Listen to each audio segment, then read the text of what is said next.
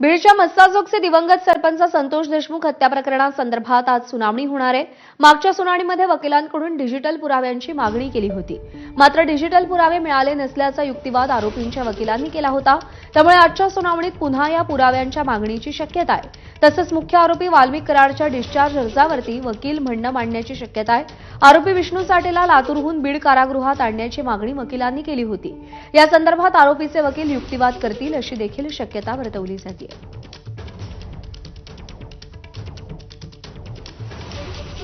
संतोष देशमुख हत्या प्रकरणासंदर्भात आज पुन्हा एकदा सुनावणी पार पडणार आहे। मागच्या सुनावणीमध्ये वकिलांनी डिजिटल पुराव्यांची मागणी केली होती, मात्र डिजिटल पुरावे मिळाला नसल्याचा युक्तिवाद आरोपींच्या वकिलांनी केला होता। त्यामुळे आजच्या सुनावणीत पुन्हा या पुराव्यांच्या मागणीची शक्यता आहे। तसंच मुख्य आरोपी वाल्मिक कराडच्या डिस्चार्ज अर्जावरती वकील म्हणणं मांडण्याची शक्यता आहे। विकास माने आपले प्रतिनिधी आपल्याला अधिक अपडेट देतील। विकास, आजच्या सुनावणीत काय होईल, काय शक्यता? निश्चितच सरपंच संतोष देशमुख यांच्या हत्या प्रकरणामध्ये आज बीडच्या जिल्हा व विशेष सत्र न्यायालयामध्ये सुनावणी होणार आहे।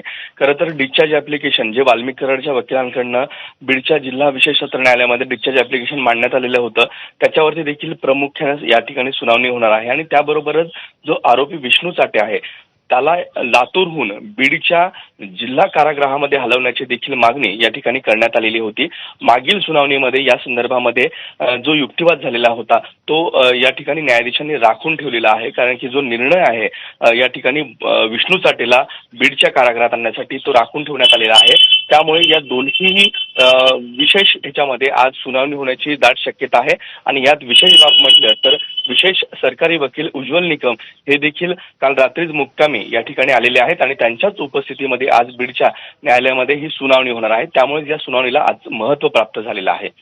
निश्चित या सुनावणीचे अपडेट जाणून घेत राहू विकास। तुर्तास धन्यवाद दिलेल्या माहितीसाठी।